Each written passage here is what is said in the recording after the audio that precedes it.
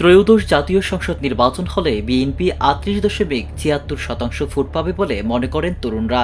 এর পরের অবস্থানে থাকবে জামায়াত, দলটি পাবে ২১.৪৫% ভোট। সোমবার ৬ জুলাই South Asian Network on Economic মডেলিংয়ের সানেম প্রকাশিত এক জরিপে এমন তথ্য উঠে এসেছে। এছাড়া জরিপে অংশ নেয়া তরুণরা মনে করেন অন্যান্য ধর্মীয় দলগুলো পাবে ৪.৫৯% ভোট, তবে জাতীয় নাগরিক পার্টি এনসিপি পাবে ১৫.৮৪%, জাতীয় পার্টি পাবে ৩.৭৭% এবং অন্যান্য দল পাবে ০.৫৭% ভোট। সানেমের জরিপে আরও উঠে এসেছে নির্বাচনে অংশগ্রহণের অনুমতি পেলে আওয়ামী লীগ পাবে ১৫.০২% ভোট।